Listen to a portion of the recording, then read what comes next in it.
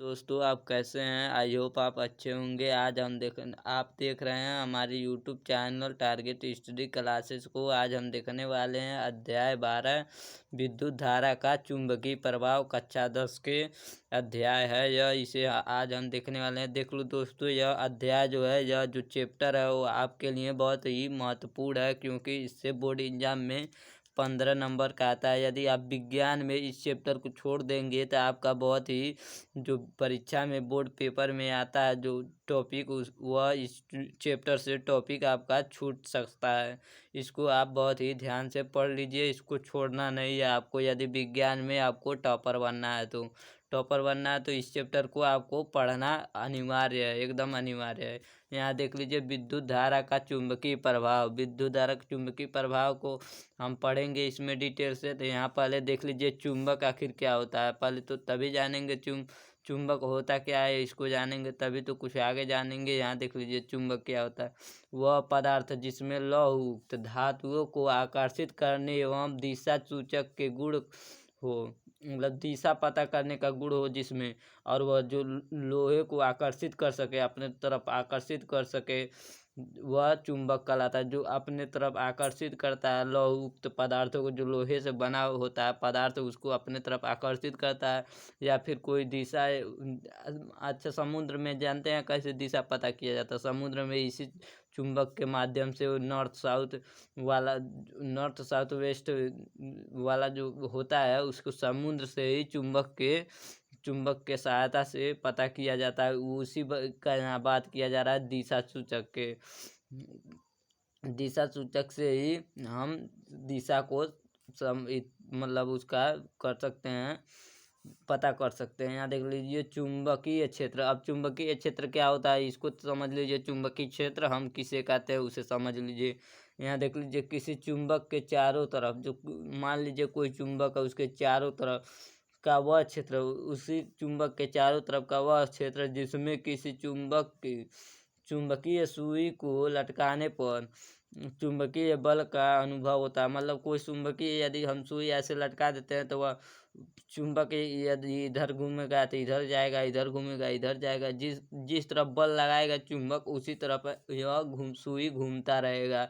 उसी का अनुभव होगा जो वह घूम रहा है। हाँ, घूम रहा, वही अनुभव होगा, उसे ही चुंबकीय क्षेत्र कहते हैं। मतलब मान लीजिए इतना चुंबकीय क्षेत्र है। यहाँ एक सुई को, यहाँ कुछ डंटे, मतलब कोई वस्तु है, उसमें एक चुंबकीय सुई को हम लटका दे रहे हैं। और चुंबकीय सुई को लटकाने पर जो ऐसे ऐसे ऐसे ऐसे होता रहेगा, तो इसके मतलब हमें अनुभव होगा कि हाँ, यह चुंबकीय क्षेत्र में है, तभी यह ऐसे ऐसे कर रहा है। इसी को कहा जाता है चुंबकीय क्षेत्र। आई होप आप चुंबक और चुंबकीय क्षेत्र समझ चुके होंगे। यहाँ देख लीजिए चुंबकीय क्षेत्र रेखाएं। जो चुंबकीय क्षेत्र रेखाएं होती हैं वह क्या होती है उसे समझिए। किसी चुंबक के क्षेत्र में चुंबकीय क्षेत्र रेखाएं वे काल्पनिक वक्र गोल रेखाएं होती हैं। मतलब कोई जब भी चुंबक होगा, जो चुंबकीय क्षेत्र होगा वह कैसा होगा, तो काल्पनिक होगा। मतलब वो रियल में नहीं होगा, उसको हम कल्पना कर सकते हैं जहाँ उसका रेखा जो होगा तो ऐसे होगा वैसे होगा, उसको हम कल्पना कर सकते हैं। अब वक्र रहेगा, वक्र मतलब एक दूसरे को नहीं काटती है, उसे वक्र कहते हैं। ये मतलब एक रेखा दूसरी रेखा को नहीं काटेगी, कभी नहीं काटेगी, उसे वक्र कहते हैं। तथा वह दिखने में गोल लगेगा। हम अनुभव जैसे ही अनुभव करेंगे, कल्पना करेंगे कि वह रेखा ऐसी होगी, तो वह अनुभव करने के दौरान वह गोल हमको अनुभव होगा, उसे कहते हैं। देख लीजिए, रेखा उस बिंदु पर परिणामी क्षेत्र की दिशा बताती है, और जो रेखा होती है उसी बिंदु पे परिणामी क्षेत्र की दिशा बताती है, जी किधर से चुंबकीय रेखा जा रही है, किधर से आकर निकल रही है। यहाँ देख लीजिए वही बात है, यहाँ नॉर्थ है, यहाँ साउथ है। इसी के माध्यम से देख लीजिए, यहाँ से चुंबकीय रेखाएं निकल रही हैं, यहाँ पर आकर मिल जा रही हैं। यहाँ से पुनः निकल रही हैं, यहाँ से आकर मिल जा रही हैं। आज जैसे देख लीजिए, यहाँ से प्रतीत हो रही है, ऐसे आते हुए प्रतीत हो रही है। यहाँ देख लीजिए, एक दूसरे को कोई भी नहीं काटी है, कोई भी रेखाएं एक दूसरे को काटी नहीं है, उसे वक्र रेखाएं कहते हैं। इसे आई होप आप चुंबकीय रेखाएं समझ चुके होंगे। यह कल्पना किया जा सकता है। देख लीजिए, यह आपको दिखेगा नहीं, आपको सिर्फ इतना चुंबक बस दिखेगा। चुंबक वही है दोस्तों जो हम बचपन में खेलते हैं, लोहे को इकट्ठा करते हैं, चुंबक से ऐसे डुगरा उगरा करते हैं उसी को कहते हैं चुंबक, उसी को चुंबक कहा जाता है। दूसरा चुंबक नहीं है, वही चुंबक है। देख लीजिए यहाँ दोस्तों, तो यही हमारे पास होता है, लेकिन हम अनुभव कर लेते, इतना अनुभव करते हैं, कल्पना करते हैं हाँ इतना होगा। यहाँ देख लीजिए चुंबकीय क्षेत्र रेखाएं का गुण, जो मतलब चुंबकीय क्षेत्र है तो उसका गुण होगा। चुंबकीय क्षेत्र रेखाएं जो हैं या जब जो रेखाएं हैं वह इसका गुण होगा। यहाँ देख लीजिए पहला, चुंबकीय क्षेत्र रेखाएं, चुंबकीय क्षेत्र की रेखाएं बंद्र वक्र के रूप में होता है। मतलब यह देख लीजिए चारों तरफ से बंद्र भी है और वक्र, मतलब एक दूसरे को काटा भी नहीं है। इसी को बंद्र वक्र रेखाएं के रूप में है, इसी को बताना चाह रहा है यहाँ। यहाँ दूसरा देख लीजिए, चुंबकीय क्षेत्र की रेखाएं कभी एक दूसरे को नहीं काटती हैं। देख लीजिए वक्र मिस होता है, एक दूसरे को नहीं काटती है। वही बात यहाँ लिख दिया गया है। यहाँ देख लीजिए चुंबकीय क्षेत्र रेखाएं चुंबक के जितने निकट होगा उतना चुंबक बल उतना ही प्रबल होगा। मतलब चुंबक तो जितना निकट होगा उतना ही चुंबकीय बल रेखाएं प्रबल होगी, और जितना दूर होगा उतना ही दुर्बल होगी। यहाँ देख लीजिए जितना दूर होगा उतना ही दुर्बल होगी, वही बात आ गई। यहाँ देखिए चुंबक क्षेत्र रेखाएं इसी के भांति लचकता रहता है। मतलब चुंबकीय क्षेत्र रेखाएं जो होती है वो उसी के भांति, मतलब जो चुंबक होगा उसी के बाद वह जो रेखाएं काल्पनिक होती हैं वह लचकता रहता है। जिस तरफ चुंबक को आप इधर उधर करेंगे उसी तरफ रेखाएं भी इधर उधर होती रहेंगी। यहाँ देख लीजिए यह नॉर्थ ध्रुव से निकलती है। कहाँ से निकलती है? नॉर्थ ध्रुव से निकलती है। और कहाँ जाती है? तो साउथ ध्रुव में जाती है। यहाँ देख लीजिए यस है तो साउथ है, यहाँ देख लीजिए यन है तो नॉर्थ है। आई होप आप इस पेज को समझ चुके होंगे। हम ले चलते हैं आपको अगले पेज पे, आप बने रहिए हमारे वीडियोस। हाँ तो दोस्तों देख लीजिए यहाँ ऑस्ट्रेट का प्रयोग, ऑस्ट्रेट ने क्या प्रयोग किया यहाँ वही बताना चाहते हैं हम। यहाँ देख लीजिए ऑस्ट्रेट का प्रयोग इसे पूछा भी जाता है। इसमें से देख लीजिए आपका नहीं तो बोर्ड एग्जाम में दो नियम अवश्य आते हैं। दो यहाँ से दो नियम आएंगे ही आएंगे। अभी आपको आगे बहुत कुछ पढ़ने को मिलेगा। अभी आप वीडियोस बने रहिए, आपको एक भी टॉपिक छूटेगा नहीं। इससे बाहर आपके बोर्ड पेपर में नहीं आने वाला है कुछ भी। यहाँ देख लीजिए जिस प्रकार चुंबक के चारों तरफ चुंबकीय क्षेत्र उत्पन्न हो जाता है। मतलब एक चुंबक है और उसी के पर चुंबक रख देते हैं, उसी के चारों तरफ एक चुंबकीय रेखाएं उत्पन्न हो जाती है।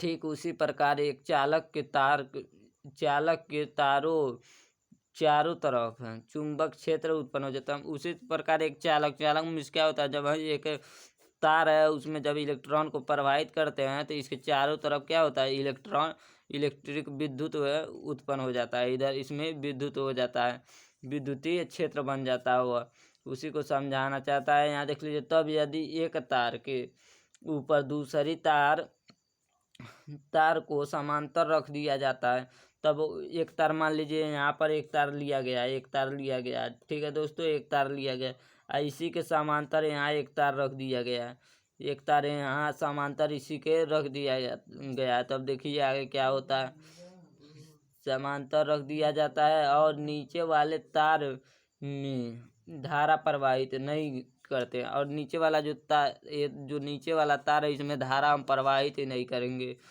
प्रवाहित नहीं करते हैं, तो ऊपर वाला तार समांतर बना रहता है। तो ये जिस प्रकार है एकदम उसी प्रकार बना रहेगा दोस्तों, इसमें कोई परिवर्तन नहीं होगा।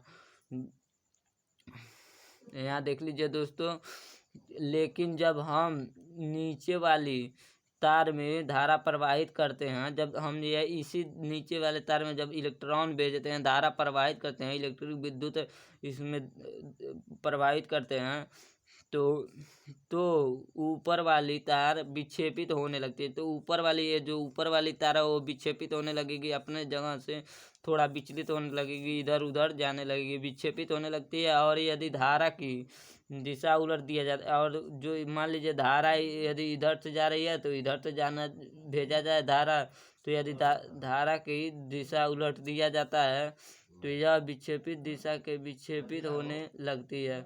मतलब ये विपरीत दिशा में विक्षेपित होने लगती है।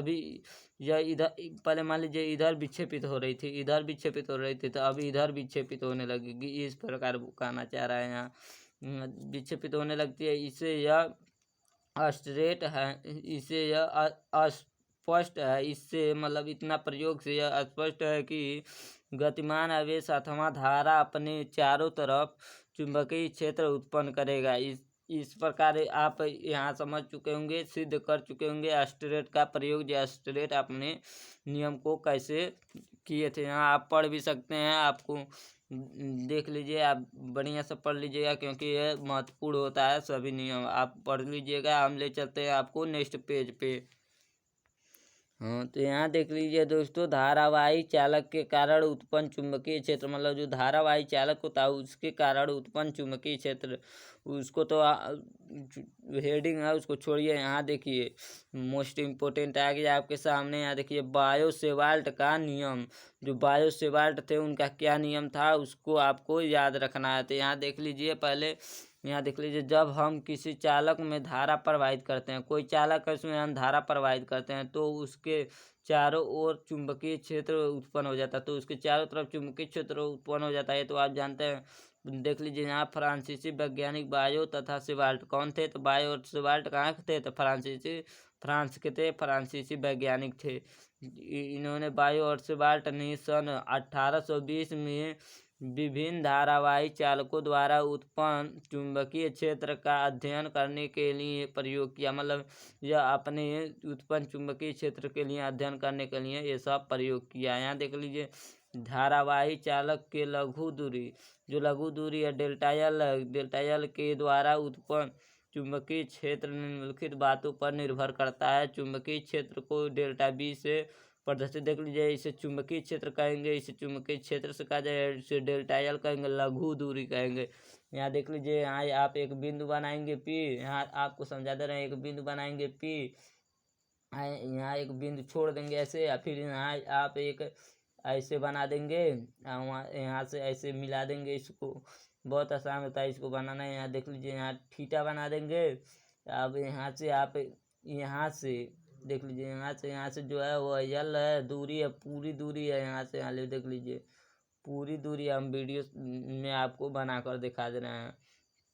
यहाँ से यहाँ तक जो है पूरी दूरी है, यहाँ देख लीजिए, यहाँ से यहाँ तक है जो डेल्टा यल है, लघु दूरी, यहाँ से यहाँ तक जो है वो लघु दूरी है। देख लीजिए दोस्तों, यहाँ से यहाँ तक है जो, देखिए यहाँ तक है यह, यहाँ तक, यहाँ से यहाँ तक है जो आर है, आर है, मतलब यहाँ देख सकते हैं आप, आर हो गया, यहाँ यल भी हो गया, डेल्टा यल भी हो गया, यल हो गया, थीटा हो गया। यहाँ देख लीजिए, यहाँ धारा आई जा रहा है, यहाँ धारा प्रवाहित कर रहे हैं आई को। तो आप देखिए, अब यहाँ आ जाइए आप, अब देखिए डेल्टा बी क्या है, विद्युत चुंबकीय, मतलब चुंबक क्षेत्र है, चुंबक क्षेत्र है। चुंबक क्षेत्र अनुक्रमानुपाती है किसका, धारा आई का। देख लीजिए, आपको हम बता रहे हैं बढ़िया से, धारा आई का अनुक्रमानुपाती है, डेल्टा बी जो है वो अनुक्रमानुपाती है डेल्टा यल के।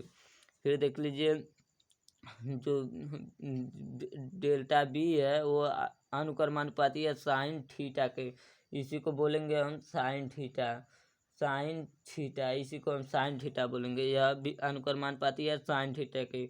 यहाँ अब देख लीजिए, अब आपको हम बता रहे हैं, देख लीजिए ये जो लाइन है, इस पे जो भी रहेगा वह सब अनुक्रमानुपाती रहेगा। अनुक्रमानुपाती में चुंबकीय क्षेत्र के अनुक्रमानुपाती में चला जाएगा। लेकिन इससे जब भी हट के आएंगे, देखिए यहाँ आर जो है वो हट के है, तो यहाँ देख लीजिए विद्युत क्षेत्र के व्युत्क्रमानुपाती है 1/r के स्क्वायर के। यहाँ देख लीजिए, ऐसे भी लिख सकते हैं, यहाँ पे लिख सकते हैं 1/r के होल स्क्वायर, ऐसे भी लिख सकते हैं, बात दोनों बराबर है।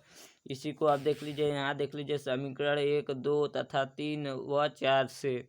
तो यहाँ देख लीजिए, जब ये सब चारों में एक ही है तो एक कॉमन ले लेंगे, अनुक्रमानुपाती सभी में है तो अनुक्रमानुपाती ले लेंगे, इसको सभी को लिख देंगे आई डेल्टा यल साइन थीटा बटे आर स्क्वायर, इस प्रकार लिख देंगे। तो यहाँ देख लीजिए, अनुक्रमानुपाती के चिन्ह हटाने के लिए Q0 बटे 4 पाई रहेगा। यहाँ देख लीजिए, ये सब है वही सेम टू सेम यहाँ उतार दिया गया है। यहाँ देख लीजिए, न्यूनाट न्यूनाट का मतलब क्या है उसको आप देख लीजिए। कोई पूछ देगा मतलब न्यूनाट ये है क्या, तो इसको देख लीजिए। निर्वात की चुंबकताशीलता है, चुंबकशीलता है, जो निर्वात में चुंबकशीलता रहता हुआ है।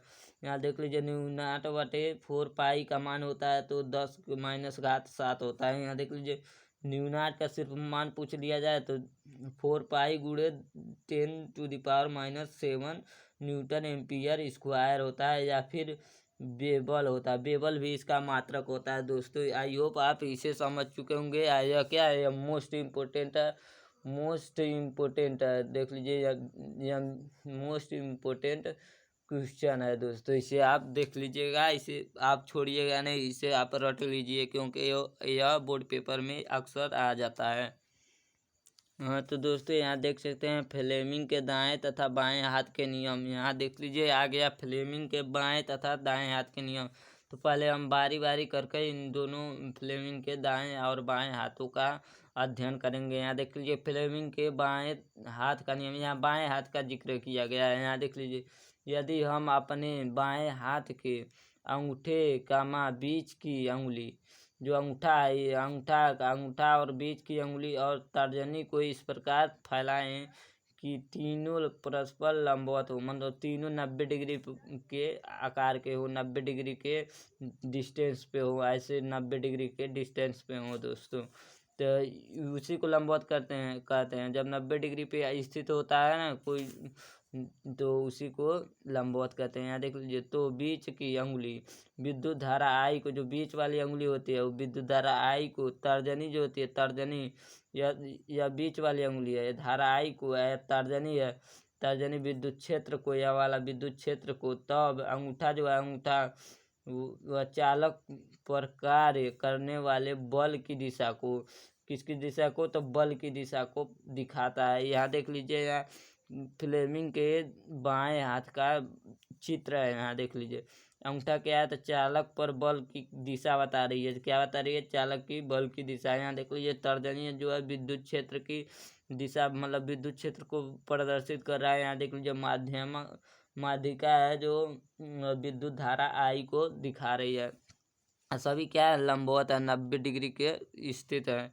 यहाँ देख लीजिए यदि हम ऐसे इसको देखेंगे तब भी 90 डिग्री, इसको यदि हम ऐसे देखेंगे तब भी 90 डिग्री। देख लीजिए आप 90 डिग्री ऐसे बन जाएगा। यहाँ पर देख लीजिए उसमें कहने वाली बात नहीं। यहाँ देख लीजिए फ्लेमिंग के दाएं हाथ का नियम, जो अब फ्लेमिंग के बाएं हाथ का देख चुके हम ऊपर, अब फ्लेमिंग के दाएं हाथ का नियम देखेंगे। यहाँ देख लीजिए जब हम अपने हाथ को दाएं हाथ के तर्जनी, मध्यमा तथा अंगूठा को एक दूसरे के लंबवत इस प्रकार फैलाएं कि तर्जनी अंगुली चुंबकीय क्षेत्र की दिशा को, मध्यमा अंगुली प्रेरित विद्युत धारा आई की दिशा को, तब अंगूठा चालक की गति की दिशा को प्रदर्शित करता है। यहाँ देख लीजिए दोस्तों यह क्या है, फ्लेमिंग के दाएं हाथ है, उसी का चित्र है। यहाँ देख लीजिए जो अंगूठा है दोस्तों वह चालक पर गति की दिशा को दिखा रही है। यहाँ देख लीजिए दोस्तों यहाँ पर है जो है वो विद्युत धारा को दिखा रही है, विद्युत धारा को नहीं दोस्तों। यहाँ देख लीजिए तर्जनी जो है, तर्जनी अंगुली जो विद्युत क्षेत्र को दिखा रही है, जो तर्जनी अंगुली है वो विद्युत क्षेत्र को दिखा रही है, जो बीच वाली अंगुली है वह विद्युत धारा आई को दिखा रही है। इसे आप समझ सकते हैं, इसका चित्र भी आप समझ चुके हैं। देख लीजिए सभी 90 डिग्री पे स्थित है, 90 डिग्री पे लंबवत खड़े हैं। आई होप आप इसे समझ चुके होंगे। हम चलते हैं अब नेक्स्ट पेज में। इसे आपको एक भी इस चैप्टर में कुछ छोड़ना नहीं है, सभी को तैयारी कर लीजिए, सभी आप तैयारी कर लीजिए जो भी इसमें बताया जा रहा है। हाँ तो दोस्तों देख लीजिए यहाँ हम बात करने वाले हैं विद्युत मोटर का। यह तो वेरी मोस्ट इम्पोर्टेंट है और यह बार बार आता है, 7 नंबर में आता है दोस्तों। यह हमारे भी पेपर में आया था, यह आपके भी पेपर में आ सकता है, आएगा। यहाँ देख लीजिए संकेत में देख लीजिए यह प्रश्न 7 नंबर में पूछा जाता है। कितने नंबर में, 7 नंबर में पूछा जाता है। ध्यान से देखें, इसको ध्यान से आप पढ़ लीजिए। वही बात यहाँ हिंट में दिया गया है आपको। यहाँ देख लीजिए पहले विद्युत मोटर, मतलब विद्युत मोटर के बारे में हम कुछ जान लीजिए पहले, यहाँ क्या होता है विद्युत मोटर, उस मतलब कुछ उसके बारे में जानकारी ले लीजिए। यह एक ऐसी उपकरण है, कैसी है तो देख लीजिए आगे, यह एक ऐसी उपकरण है अथवा साधन है। यह एक मतलब साधन, उपकरण और साधन, ऐसी उपकरण अथवा साधन है जिसके द्वारा विद्युत ऊर्जा को यांत्रिक ऊर्जा में बदला जाता है। मतलब जो विद्युत ऊर्जा होती है उसको हम यांत्रिक ऊर्जा में बदलते हैं इसमें विद्युत मोटर के द्वारा।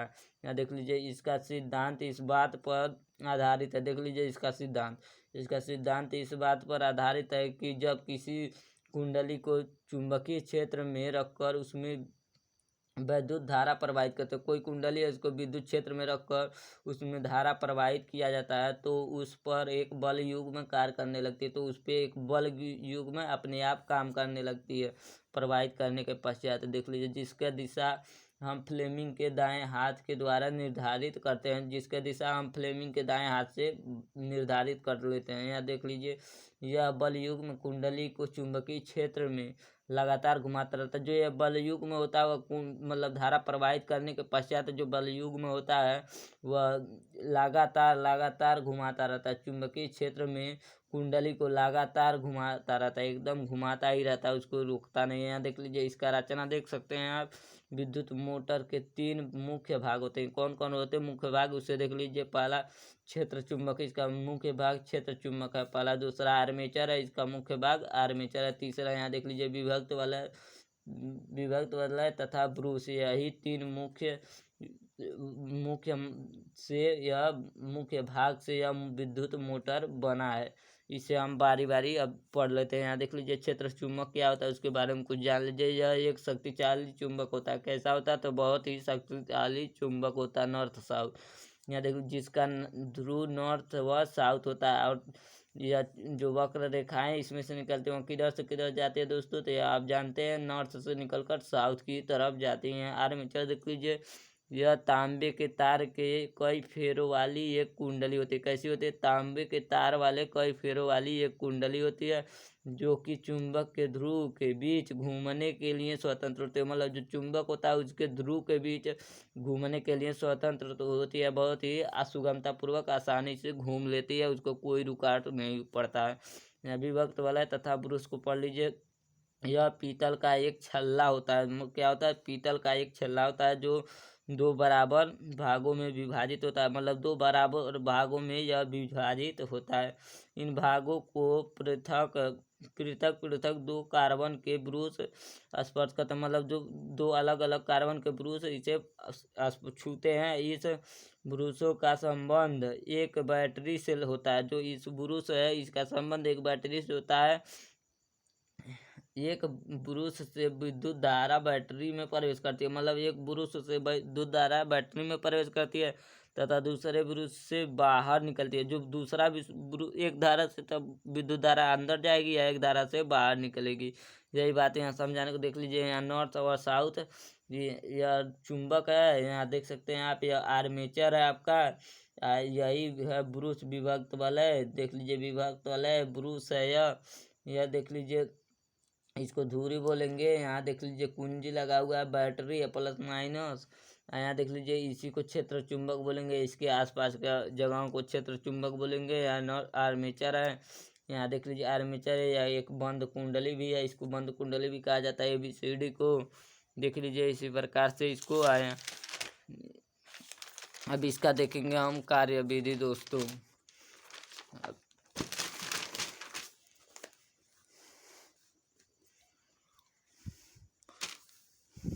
यहाँ देखिए दोस्तों, अभी मोटर का कार्यविधि हम समझ लीजिए। यहाँ ये लिखने को आता है बोर्ड पेपर में, हमारे भी पेपर में आया था। इसका कार्यविधि लिखने के लिए आप भी देख लीजिए। जब बैटरी से कुंडली में धारा प्रवाहित की जाती है, जो बैटरी होती है उसमें बैटरी से कुंडली में धारा प्रवाहित किया जाता है, तो कुंडली की भुजा पर एक बल नीचे की ओर तथा एक बल ऊपर की ओर कार्य करने लगती है। कार्य करने लगती है। इन दोनों बलों से बने बलयुग्म के कारण, जो दोनों बलों से बनता है बलयुग्म, उसके कारण कुंडली वामावर्त मतलब लगातार दिशा में घूमने लगती है। वह बिना रुकावट के लगातार उसी दिशा में घूमने लगती है। कुंडली के साथ उसके सिरे पर भी लगे विभक्त भले भी घूमने लगते हैं। बात वही है दोस्तों, मान लीजिए या कोई पाइप है, इसमें कुछ लगा देंगे तो जब यह पाइप घूमेगा तो यह भी तो घूमेगा, और जब उसी में सेट है तो उसको तो घूमना पड़ेगा। परंतु बैटरी का धन प्लेट मतलब धन ध्रुव होता है। धन ध्रुव सदैव दाएं ब्रुश से तथा बैटरी का ऋण ध्रुव दाएं ब्रुश से जुड़ा होता है। यहाँ बाएं या दाएं ध्यान दीजिएगा, कुंडली में जुड़ा हो रहता है, देख लीजिए।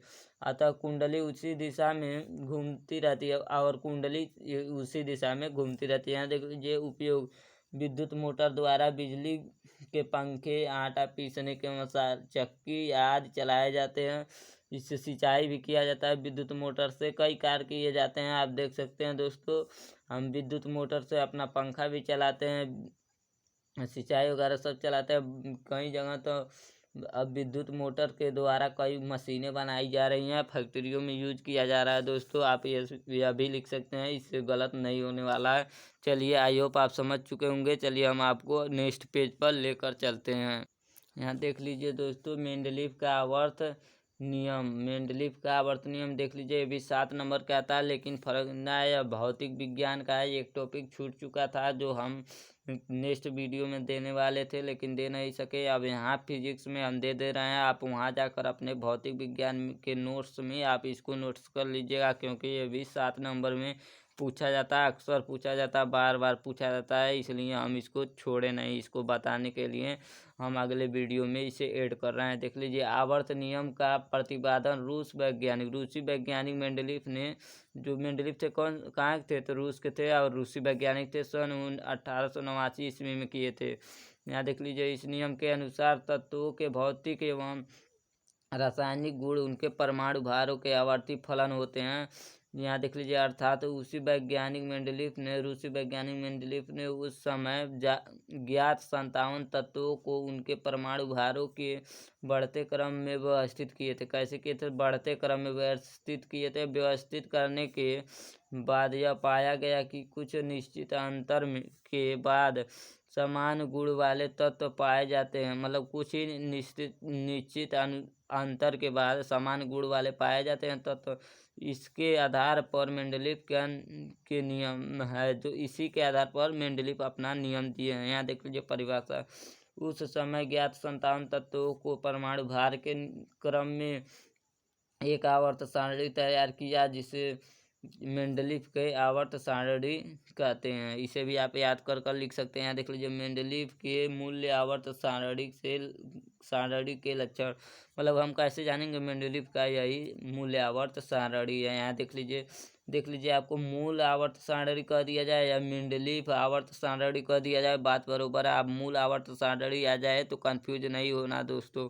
हम भी थोड़ा बहुत कंफ्यूज हुए थे, लेकिन आपको कंफ्यूज नहीं होना है। यहाँ देख लीजिए, इस सारणी में तत्वों को परमाणु भार के बढ़ते हुए क्रम में रखा जाता है। जो इस सारणी है, जो सारणी है उसमें परमाणु भार के बढ़ते हुए क्रम में रखा गया होता है। आपको जब देखेंगे तो वह बढ़ते हुए क्रम में दिखाई पड़ेंगे। यहाँ देख लीजिए, परमाणु इस सारणी के 12 36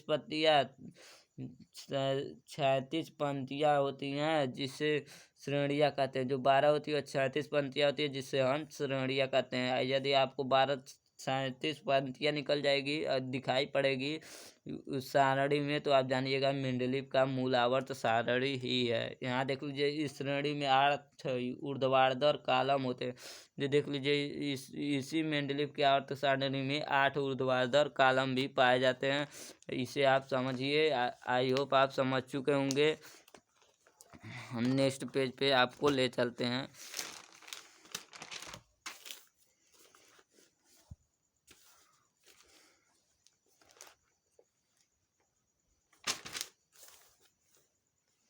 हाँ, तो यहाँ देखिए दोस्तों, मेंडलीफ के मूल आवर्त सारणी के लाभ, मतलब मेंडलीफ के जो सारणी बना तो उससे कोई लाभ भी तो होगा। तो पहला देख लीजिए, तत्वों को गुणधर्म के अध्ययन में सुविधा, मतलब जो तत्व था उसके गुणधर्म में हमको उसको पढ़ने में, बोलने में, अध्ययन में सुविधा मिली। यहाँ देख लीजिए दूसरा, परमाणु भार का सही ज्ञान, मतलब परमाणु भार के आधार पर उसको व्यवस्थित किया गया, तो परमाणु भार का भी होगा वहाँ पर। यहाँ देख लीजिए ज्ञान होगा। यहाँ देख लीजिए नए तत्वों की खोज तथा अनुसंसाधन में सुविधा, जो नए तत्व थे उनका खोज हुआ और अनुसंसाधन में सुविधा हुआ। यहाँ देख लीजिए मेंडलीव की मूल आवर्त सारणी के हानि, जो मेंडलीव थे उनके मूल आवर्त सारणी के हानि। यहाँ देख लीजिए दोस्तों, पहला, परमाणु भारों के क्रम में परिवर्तन उनके नए तत्वों के लिए उचित स्थान पर